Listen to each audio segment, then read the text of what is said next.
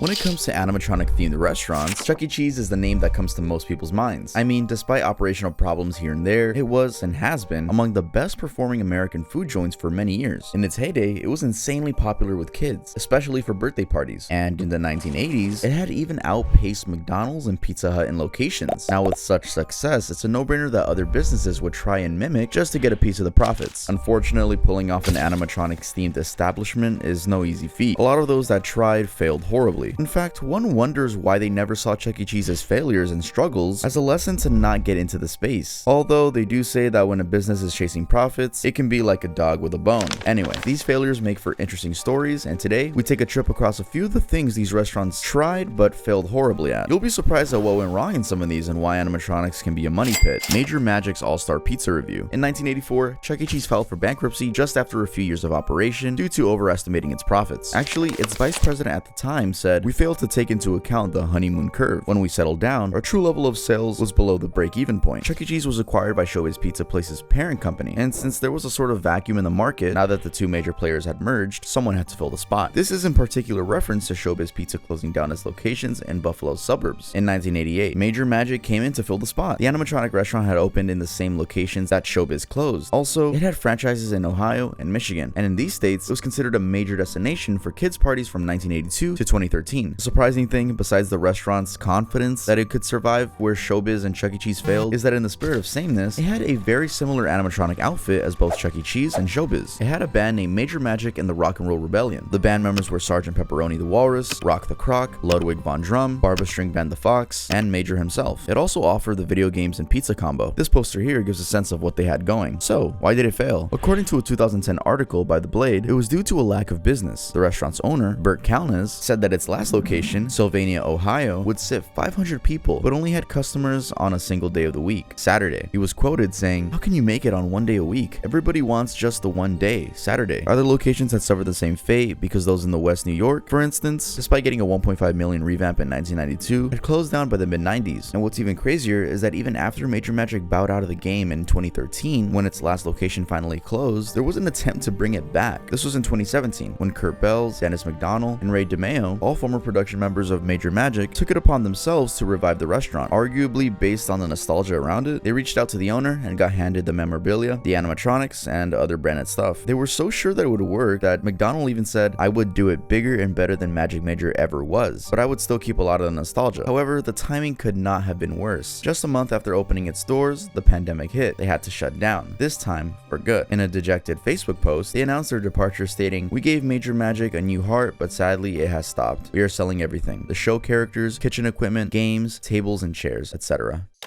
Tex Critter's Pizza Jamboree. This is a little known animatronics themed restaurant, and honestly, when compared to the others, its existence and impact on the themed restaurant entertainment industry is minuscule at best. From this newspaper cut, Tex Critter's Pizza Jamboree seemingly opened its doors in July 1982, with its first location being in Aurora, Colorado. It offered pizza, of course, an animatronics band, a video game arcade, a computer learning center, and a movie theater. It is worth noting that these features were pretty ambitious. It wasn't common for a restaurant to be playing hip channels such as MTV on its TVs, or even showcasing 3D films, and even screen recordings of local events like parades. And all this was possible thanks to the moneyed Castle Entertainment who owned it. Evidence of its ownership is that they copyrighted it, although they abandoned the copyright renewal in 1984. An equally important fact is that Castle Entertainment did not own just Tex Critters, but had other family entertainment businesses, including mini golf locations and arcades. The animatronics band, named the Country Critters, which included Tex Critter the Dragon, Skeeter the Sneaky Snake, Country Cal the Cougar, and Foxy Roxy the Fox, was created by AVG Technologies, a company that took pride in being a leader in creating audio animatronics for theme parks. Disney Imagineers Raleigh Crump and Larry Nicolai were behind the designs. Also worth mentioning is that Tex Critters touted its animatronics as an advanced version of what Chuck E. Cheese and others had at the time. Here is AVG's demo reel showcasing these advanced characters. I don't know about you, but I agree, they were a bit advanced. They look a bit lifelike. He rides around in a covered wagon.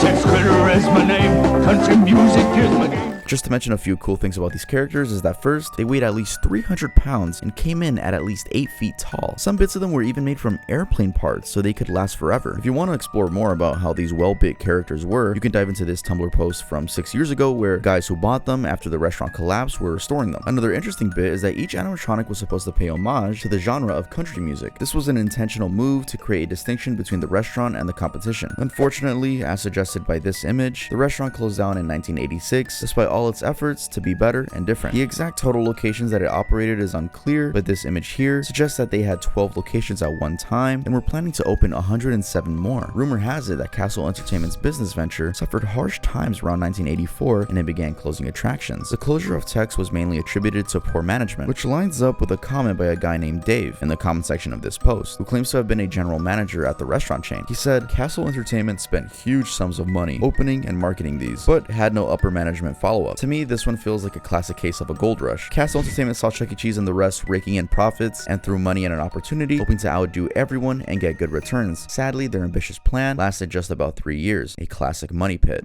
Gadget's Restaurant. Another themed restaurant that tried to capitalize on the animatronics trend at the beginning of the 1980s is Gadget's Restaurant. Originally called Gizmos, this family-owned establishment made a debut in 1981 with its first location in Ocean Township, New Jersey. Interestingly, this first location didn't have animatronics, but rather used novelty decorations to attract customers. However, the second location, which opened as a franchise in the next year, 1982, featured multiple animatronics and did shows segmented for both children and adults. It was at the second location that it was renamed to Gadgets. Inside Gadgets was also a mad scientist themed bar named Laboratory that served adults. Now, as with other restaurants, the animatronic characters at Gadgets were made to be entertaining with a distinguishable edge. The first character, named Sammy Sands, performed on a piano at the bar. Playing atop his piano was an open pack of cigarettes and a half-finished strong beverage within arm's reach. I believe the audience was meant to assume that the strong drink was Sammy's signature drink, Sammy's Whammy, that was served at the laboratory. Anyway, Sammy performed several times throughout the day, doing 6 unique sets. Each set lasted for about 12 minutes, and in terms of selection, Sammy had a wide range that included classics from the 1950s, including Hollywood favorites and country. Beyond Sammy, Gadgets also had a big edge over other restaurants. It featured the Looney Tunes Revue, a very elaborate animatronic musical show full of Looney stars, and this musical was in addition to the menus already having animated classics of Looney Tunes characters. Anyway, having characters such as Bugs Bunny, Daffy Duck, Yosemite Sam, and Porky Pig playing together and engaging in banter was a great way to draw customers. The prototype of this musical was at the second location, which shows how fast and deep this restaurant dived into the animatronics theme. I mean, it was their second year of operation and they had a full band of animatronics. In addition, as they expanded to more locations, they added new characters and made the shows longer. Such characters include Foghorn Leghorn, Tweety Bird, Sylvester Jr., and Pepe Le Pew. The larger shows also had up to 12 animatronics with performance sets of up to 20 minutes long. Further enhancements to the shows included making special occasion versions such as for Christmas and Mother's Day. Now, just like its competitors, Gadgets soon realized how costly it can be to run and maintain an animatronics themed restaurant. After just about 12 locations, they had already run into financial woes and had to cut down the expansion. They also tried smaller cafe-style versions with only Sammy featuring in those, but they still didn't work. The cost of buying and servicing animatronics was very high compared to the revenues made. After about 2 years of operation, in September 1987, Gadgets finally closed down. It's rumored, with the rumor being collaborated by this newspaper story, that the closure was so dramatic, with Gadgets simply up and leaving in the night from its Berkshire Mall location. A disappearing act alleged to be due to rent arrears. They apparently even left behind some fixtures. It's actually insane to think that an establishment that had eyed 150 locations and $28 million annual revenue just went down completely after 2 years. Again, to me, this demonstrates how this style of restaurant can very quickly turn from a remarkable investment to being a money pit in the blink of an eye.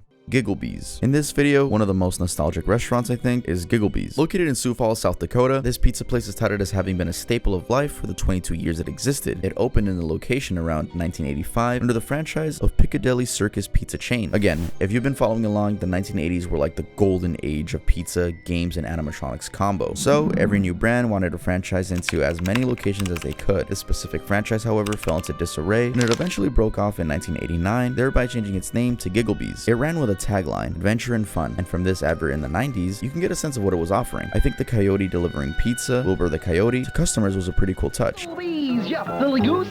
Me and my pals are gonna deliver the best pizza in town, and you never know who you might meet. It was a different touch from all the singing versions of animatronics that other restaurants used. Gigglebees rose into the 90s and early 2000s, and its 13,000 square foot building was a common destination for families in the region. After all, it had all a kid could want: pizza, laser tag, arcade games, bumper cars, and skee ball. However, as the city grew, so did its competition. In 2001, for instance, Chuck E. Cheese opened a franchise in the location. Of course, this meant the competition grew tough, and the cost of operation went up in equal measure. A little later, in 2008, Gigglebees had to bow out. This also happened when the land they were occupying got sold to a new owner. The building got torn down, and a new development was put into place, with the bank now sitting where the restaurant once existed. It seems folks from the region have very fond memories of the restaurant, to the extent that they started a Facebook page, We Miss Gigglebees, to sort of relive the memories. As for the animatronic Wilbur, one of its former operators, Gavin Wig, brought it back to life around 2018 and took it to events around the town as a sort of celebrity party guest. Interestingly, as revealed in this article, it turns out that George Hahn, a realtor at Sioux Falls, bought the mascot in a package that included copyright and business name when the restaurant closed. It was he who allowed Gavin Wig to work on the new version of Wilbur and showcase it around the town.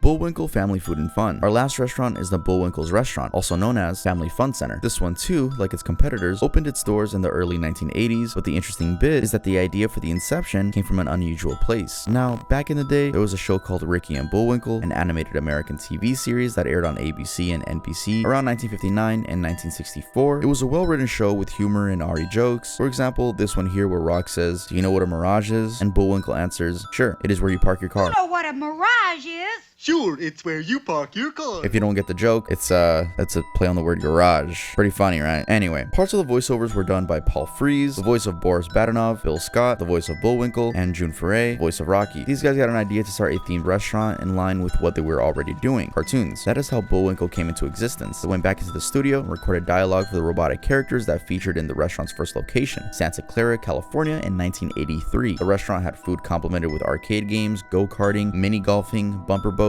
rope courses, zip line, and other smaller rides for kids. It seemed like they stuffed as much entertainment as they could into one center, and they opened multiple centers thereafter. Their animatronic characters were cartoon-based and included Bullwinkle, Rocky, Boris Badenov, Natasha Fatale, Dudley Do-Right, Underdog, Tudor Turtle, Hoppity Hooper, and Tennis Tuxedo and Chumley. Now, what's unique about Bullwinkle is that it hadn't been a complete failure like some of its competitors. It actually still has some of its locations running, 3 in total: Wilson, Oregon, Tukwila, Washington, and Upland, California. However, over the years, it has had really difficult times. For example, in 2001, it had shut down one of its locations, Medford, after a ride toppled and injured 9 people. And just a year prior to that, it had spent $4.2 million on a 12,500 square foot restaurant in its attempt to return to franchising and reorganize in a way that would attract adults and children. Overall, it had to close down about 12 locations along the way. This is a very slow end to a business that was once, in 1984, almost acquiring the 205-unit family-oriented Straw Hat Pizza chain from the Saga Corporation for about $40 million. It was on a path to become California's biggest restaurant chain.